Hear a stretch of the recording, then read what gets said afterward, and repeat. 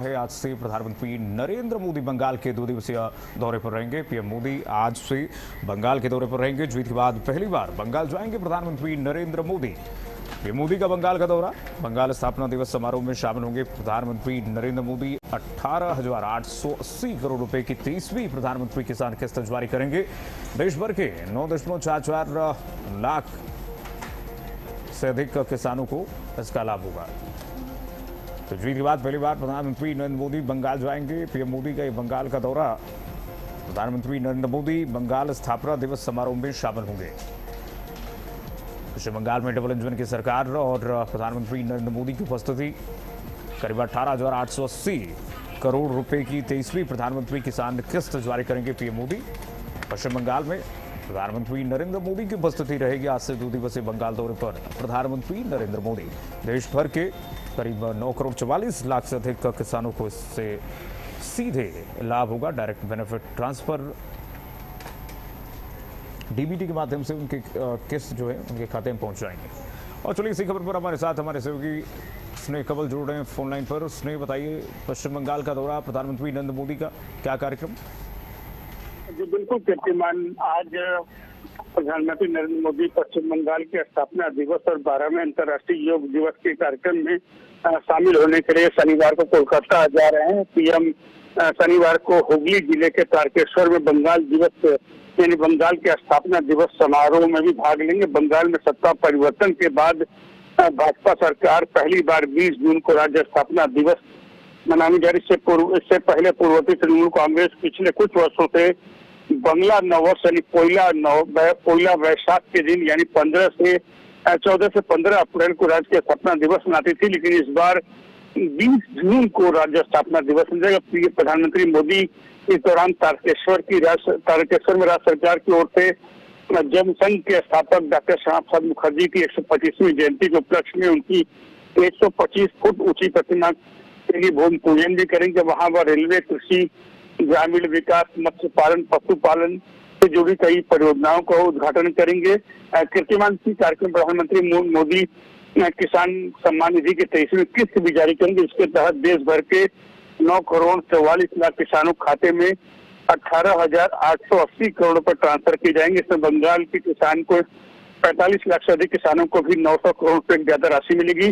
प्रधानमंत्री इस दौरान फसल बीमा योजना, digital agriculture mission, national mission on natural farming, प्रधानमंत्री धन धान्य कृषि योजनाओं की शुरुआत भी करेंगे। प्रधानमंत्री अगले दिन यानी 21 जून को रविवार को अंतर्राष्ट्रीय योग दिवस के अवसर पर कोलकाता के रेड रोड पर मुख्य राष्ट्रीय कार्यक्रम की अध्यक्षता करेंगे। रेड रोड पर पीएम के साथ लगभग 35,000 से अधिक लोग जो है सामूहिक योगाभ्यास करेंगे। उसी दिन प्रधानमंत्री कोलकाता में रक्षा उपकरण garden rich shipyard builder engineers के द्वारा निर्मित स्वदेशी तकनीक से निर्मित 3 नौसैनिक युद्धपोतों आईएनएस दूनगिरी, आईएनएस संशोधक, आईएनएस अजय को भी राष्ट्र को समर्पित करेंगे।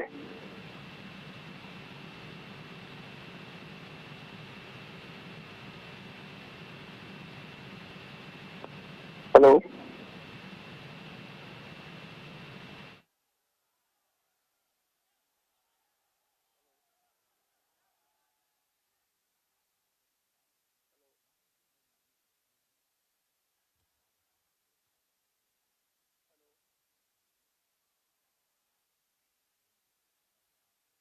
की 23वीं किस्त प्रधानमंत्री नरेंद्र मोदी जारी करेंगे। कॉल कट गया। जीत के बाद पहली बार प्रधानमंत्री नरेंद्र मोदी पश्चिम बंगाल के दौरे पर जाएंगे। पश्चिम बंगाल स्थापना दिवस में शिरकत करेंगे। कार्यक्रम में शिरकत करेंगे पीएम मोदी। और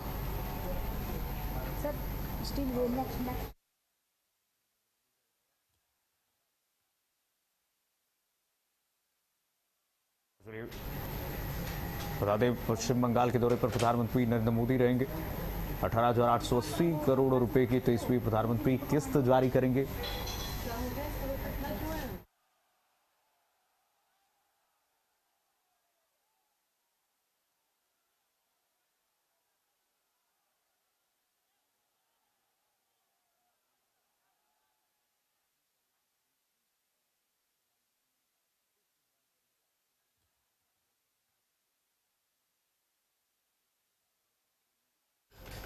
जिनके बाद पहली बार बंगाल जाएंगे प्रधानमंत्री नरेंद्र मोदी। पश्चिम बंगाल स्थापना दिवस कार्यक्रम में शामिल होंगे और चूंकि योग दिवस भी है और इससे एक संदेश भी प्रधानमंत्री नरेंद्र मोदी देशवासियों को देंगे। और डबल इंजन की सरकार पहली बार पश्चिम बंगाल में आई है, तो ये दौरा प्रधानमंत्री नरेंद्र मोदी का जीत के बाद और ऐतिहासिक हो जाता है। दोबारा करते हैं।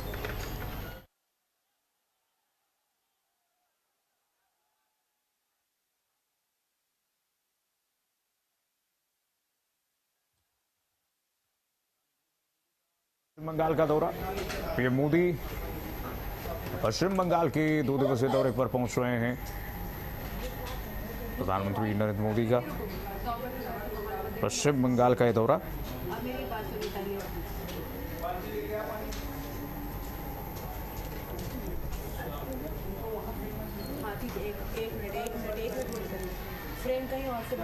तो पश्चिम बंगाल का दौरा प्रधानमंत्री नरेंद्र मोदी का बता दें आपको।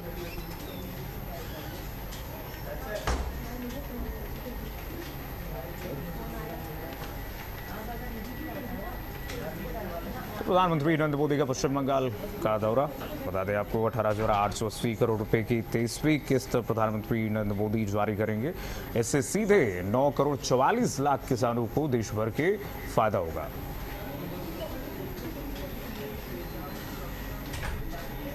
और चलिए बढ़ेंगे आगे।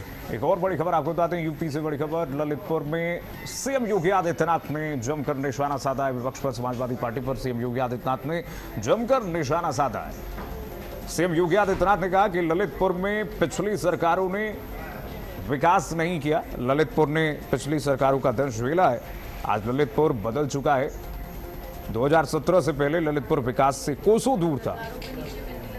सीएम योगी आदित्यनाथ ने कहा कि सपा कांग्रेस ने हर जिले में एक माफिया दिया था। सपा के सरकार में 1 डिस्ट्रिक्ट 1 माफिया था। सपा कांग्रेस में विकास की सोच ही नहीं है। सपा के लिए सैफई परिवार था। सीएम योगी आदित्यनाथ ने कहा कि कांग्रेस के लिए दिल्ली का परिवार देश था और समाजवादी पार्टी के लिए लखनऊ में अपना परिवार, ये पीडीए परिवार डेवलपमेंट अथॉरिटी है। सपा कांग्रेस में विकास की सोच ही नहीं है और सपा के लिए सैफई ही परिवार था। सीएम योगी आदित्यनाथ ने कहा कि आज ललितपुर बदल चुका है पूरी तरह से। सपा कांग्रेस ने हर जिले में एक माफिया दिया। मुख्यमंत्री योगी आदित्यनाथ ने जमकर निशाना साधा विपक्ष पर। ललितपुर में सीएम योगी आदित्यनाथ ने विपक्ष पर जमकर निशाना साधा। सीएम योगी आदित्यनाथ ने कहा कि ललितपुर ने पिछली सरकारों का दंश झेला है। विकास से कोसों दूर ललितपुर था। 2017 से पहले ललितपुर विकास से दूर था। सीएम योगी आदित्यनाथ ने क्या कुछ कहा, जरा सुनिए। 4 एकड़ क्षेत्रफल में हम उत्तर प्रदेश का पहला फार्मा पार्क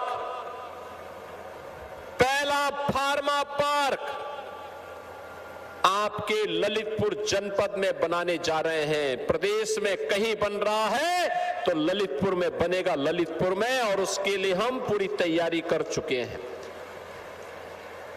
हजारों नौजवानों को नौकरी मिलेगी।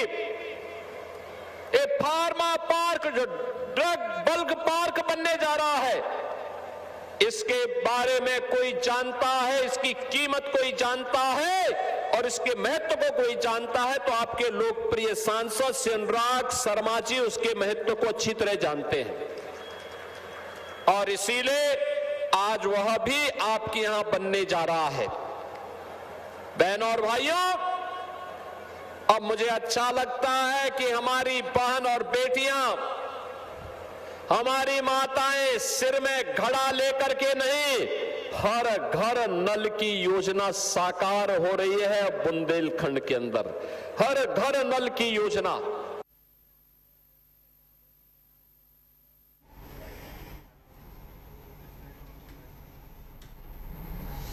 तो मुख्यमंत्री योगी आदित्यनाथ ने ललितपुर में निशाना साधा है। ललितपुर में कहा कि उन्होंने पिछली सरकारों का दंश झेला है। आज ललितपुर बदल चुका है और उत्तर प्रदेश सरकार आज सुनिश्चित कर रही है कि ललितपुर विकास के पथ पर आगे बढ़े। सीएम योगी आदित्यनाथ ने कहा कि सपा कांग्रेस ने हर जिले में एक माफिया दिया। सपा कांग्रेस में विकास की सोच ही नहीं और ललितपुर को विकास से कोसों दूर रखा गया। सीएम योगी आदित्यनाथ ने कहा कि सपा के लिए सैफई ही परिवार था, कांग्रेस के लिए दिल्ली का परिवार देश था। मुख्यमंत्री योगी आदित्यनाथ ने जमकर निशाना साधा है समाजवादी पार्टी समेत विपक्षी पार्टियों पर। कांग्रेस पर भी उन्होंने जमकर निशाना साधा, तंज कसा। मुख्यमंत्री योगी आदित्यनाथ ने ताकि उत्तर प्रदेश में पहले वन डिस्ट्रिक्ट वन माफिया का रास्ता।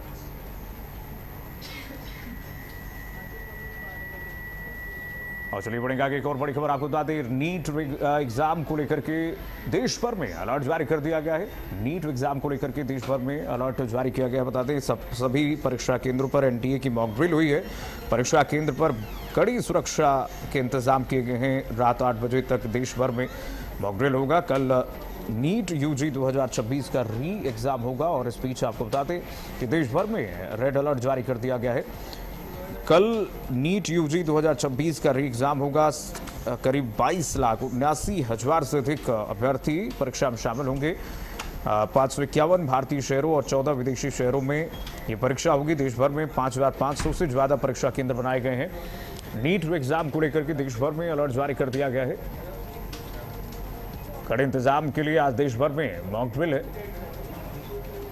और शहर शहर मॉक ड्रिल किया जा रहा है। सभी परीक्षा केंद्रों पर एनटीए की मॉक ड्रिल जारी है। कल नीट यूजी 2026 का री एग्जाम होगा।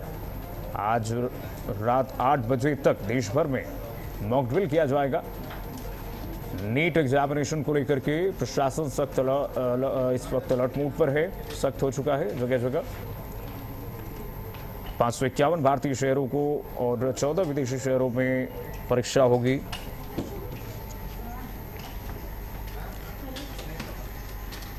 और चलिए इसी खबर पर हमारे साथ स्नेह जुड़ गए हैं फोन लाइन पर। स्नेह, क्या जानकारी है नीट एग्जाम को लेकर, क्या व्यवस्था है देश भर में? बिल्कुल कीर्तिमान, नीट री एग्जाम की अगर बात है, नीट री एग्जाम को लेकर देश भर में जो है कैसे अलर्ट है, कड़े सुरक्षा इंतजाम कर दिए गए, जिसका आज मॉक ड्रिल भी हुआ। यानी एक तरह से उस जो इंतजाम का जो आज एक टेस्ट हुआ, लगभग 2.5 लाख से अधिक जो सुरक्षा कर्मी प्रशासनिक अधिकारी इसमें तैनात थे। सभी परीक्षा केंद्रों पर जो है आज मॉक ड्रिल की गई। परीक्षा केंद्रों पर सुरक्षा के जो कड़े इंतजाम किए गए थे। आज रात 8 बजे तक जो है पूरे दिन मॉक ड्रिल चलेगा। कल नीट यूजी 2026 का री एग्जाम होगा जिसमें 22,79,000 से अधिक छात्र इस परीक्षा में शामिल होंगे। और जिस से कीर्तिमान आपने बताया कि 551 भारतीय शहरों और 14 विदेशी शहरों में ये परीक्षा होगी, जिसमें देश भर में कुल लगभग 5,500 से अधिक परीक्षा केंद्र बनाए गए हैं। तो कुल मिलाकर जिस तरह से जो है नीट एग्जाम को लेकर जिस तरह से विवाद हुआ, परीक्षा पर क्वेश्चन पेपर लीक खबरें आई थी, उसके बाद अब सरकार ने सबक लेते हुए फुल प्रूफ मैकेनिज्म बनाने की जो व्यवस्था की, जिसके तहत जो है क्वेश्चन पेपर को परीक्षा केंद्रों तक पहुंचाना, उसके बाद आंसर शीट को वापस जो है मूल्यांकन केंद्र तक पहुंचाने का जिम्मा भारतीय वायुसेना कर दिया गया। वही सुरक्षा के 3 लेयर की व्यवस्था की गई कीर्तिमान। पहले लेयर में जो आउटर लेयर होगा, बाहरी घेरा होगा कीर्तिमान, वहां पर जो है स्थानीय पुलिस यानी राज्य सरकार की पुलिस होगी। उसके बाद एक भीतरी घेरा होगा जो मिडल सर्कल होगा कीर्तिमान, वहां पर जो है स्थानीय प्रशासनिक अधिकारी होंगे। और जो अंतिम घेरा इनर सर्कल होगा कीर्तिमान, वहां पर जो है पैरामिलिट्री फोर्सेज यानी अर्धसैनिक बलों के जवान होंगे। तो इस बार जो है त्रिस्तरीय व्यवस्था जो सुरक्षा की गई है। जगह जगह जो है सीसीटीवी कैमरे लगाए गए हैं, जिनका एक्सेस जो है एनटीए यानी नेशनल टेस्टिंग एजेंसी के पास होगा और उससे किसी तरह की छेड़छाड़ या इंटरप्शन करने कोई गुंजाइश नहीं है। तो कुल मिलाकर सरकार पिछली 2 गलतियों से काफी सबक लेते हुए इस बार जो है एक कड़ी सुरक्षा के साथ जो है नीट री एग्जाम की तैयारी कर रही है कीर्तिमान। चलिए ठीक है सुनील, बहुत शुक्रिया आपका तमाम जानकारी साझा करने के लिए। तो नीट परीक्षा को लेकर के देश भर में मॉक ड्रिल आज की जाएगी। सभी परीक्षा केंद्रों पर मॉक ड्रिल होगी रात 8 बजे तक, बता दें आपको। और चलिए बढ़ेंगे आगे, बता दें यूपी के झांसी में समाजवादी पार्टी ने प्रदर्शन किया है और एफआईआर दर्ज हो गया है। झांसी में बता दें कि समाजवादी पार्टी के प्रदर्शन पर मुकदमा दर्ज किया गया है। जिलाध्यक्ष समेत 31 लोग नामजद किए गए हैं। इस पूरे मामले में 300 अज्ञात कार्यकर्ताओं पर मुकदमा दर्ज किया गया है। महंगाई के विरोध में समाजवादी पार्टी ने प्रदर्शन किया था। यूपी के झांसी में पुलिस के बिना अनुमति प्रदर्शन करने का आरोप है। पुलिस ने केस दर्ज करके जांच शुरू कर दी है। यूपी के झांसी में समाजवादी पार्टी के प्रदर्शन करने पर मुकदमा दर्ज किया गया है, एफआईआर दर्ज किया गया है। जिलाध्यक्ष समेत 31 लोग नामजद किए गए हैं। 300 अज्ञात कार्यकर्ताओं पर मुकदमा दर्ज किया गया। महंगाई के विरोध में सपा ने प्रदर्शन किया था। पुलिस के बिना अनुमति प्रदर्शन करने का आरोप है। पुलिस ने केस दर्ज करके जांच शुरू कर दी है। तो यूपी के झांसी में बता दें, जिलाध्यक्ष समेत 31 लोग नामजद किए गए हैं। पुलिस के बिना अनुमति प्रदर्शन करने पर इनके खिलाफ एफआईआर दर्ज की गई है। 300 अज्ञात कार्यकर्ताओं पर मुकदमा दर्ज किया गया है। महंगाई के विरोध में समाजवादी पार्टी के कार्यकर्ताओं ने शहर भर में प्रदर्शन किया था और इस दौरान पुलिस का आरोप है कि बिना अनुमति के, बिना परमिशन के प्रदर्शन किया गया है और इसी वजह से इनके खिलाफ मुकदमा दर्ज किया गया। पुलिस ने केस दर्ज करके जांच शुरू कर दी है। उस मामले में पुलिस ने बड़ा आरोप लगाया कि बिना परमिशन के, बिना अनुमति के ये प्रदर्शन किया गया है। भारी संख्या में समाजवादी पार्टी कार्यकर्ता इस प्रदर्शन में शामिल हुए और विदाउट परमिशन ये सभी लोग प्रदर्शन कर रहे थे।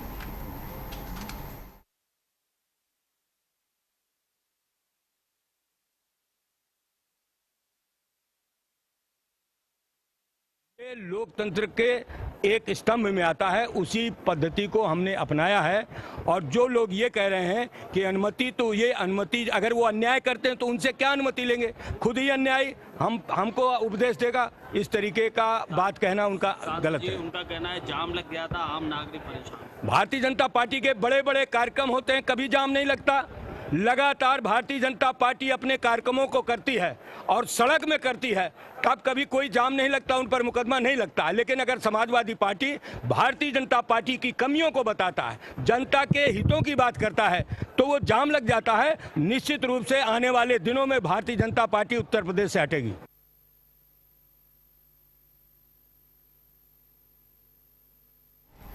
और चलिए इसी खबर पर हमारे साथ हमारे सहयोगी तारिक इकबाल जुड़ गए हैं। तारिक, बताइए जरा क्या जानकारी?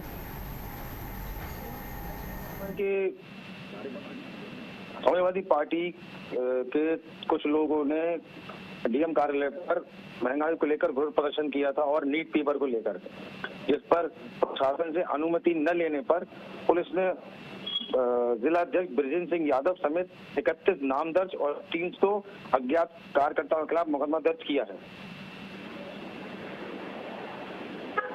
आरोप है तारिक, पुलिस कह रही है कि बिना परमिशन के, पुलिस को इसकी सूचना नहीं थी पहले से पूर्व में। कितने लोग शामिल हुए थे इस पूरे प्रदर्शन में? पुलिस का ये कहना था कि इन्होंने इस कार्यक्रम के लेके, प्रदर्शन को लेकर अनुमति नहीं थी और इसके बाद ये लोग डीएम कार्यालय के पास बाहर आए और इनको रोका, मगर ये लोग रुके नहीं। उन्होंने इनके कार्यकर्ताओं ने पुलिस के साथ धक्का मुक्की की और प्रदर्शन के कारण यातायात भी प्रभावित हुआ। चलिए ठीक है, बहुत शुक्रिया तो आप जानकारी साझा करने के लिए। तो देखिए, पुलिस का आरोप है कि बिना परमिशन के, बिना अनुमति के प्रदर्शन हो रहा था और इस दौरान शहर में बिना परमिशन के, अनुमति के ये लोग प्रदर्शन कर रहे थे, जो कि ट्रैफिक व्यवस्था गतिविधियां जो है वो रुक गई। इस वजह से पुलिस ने इन पर बड़ा आरोप लगाया है। आइए बढ़ेंगे आगे। एक और बड़ी खबर मेरठ से बड़ी खबर आ गई है। यूपी मेरठ में अवैध निर्माणों पर बुलडोजर चला है। मेरठ में अवैध निर्माणों पर बुलडोजर की कार्रवाई हुई है। बुलडोजर कार्रवाई हुई है मेरठ में शास्त्री नगर में आवास विकास की कार्रवाई हुई है। आवास विकास की टीम की तरफ से कार्रवाई की गई है। सेटबैक नहीं छोड़ने वालों पर कार्रवाई हुई है। भारी पुलिस बल की मौजूदगी में ध्वस्तीकरण किया गया। सुप्रीम कोर्ट के आदेश के बाद यह एक्शन हुआ है। 14 जुलाई को कोर्ट में रिपोर्ट पेश होगी। इस मामले में बता दें, मेरठ में अवैध निर्माणों पर बुलडोजर चला है। शास्त्री नगर में आवास विकास की कार्रवाई, प्रशासन का बुलडोजर कब्जा है। तो यूपी मेरठ में अवैध निर्माणों पर बुलडोजर की कार्रवाई हुई है। प्रशासन का पीला पंजा चला है। मेरठ में अवैध निर्माणों पर बुलडोजर चला है। शास्त्री नगर में आवास विकास की कार्रवाई हुई है।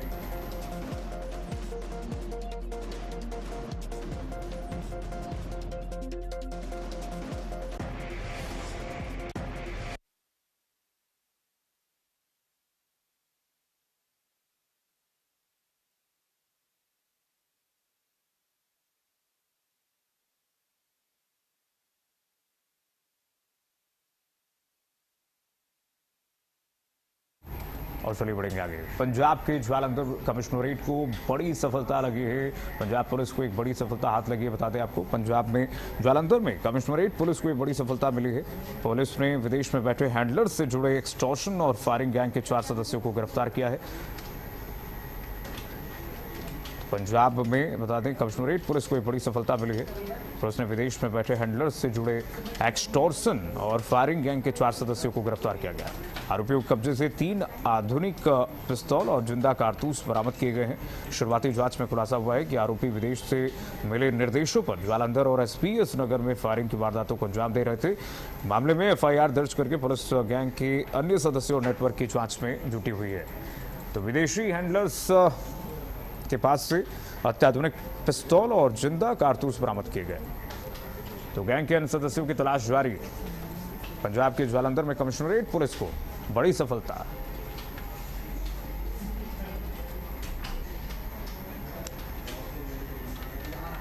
और चलिए इसी साथ फिलहाल के लिए न्यूज रूम लाइव में बस इतना ही। खबरें लगातार जारी, देखते रहिए भारत अपडेट।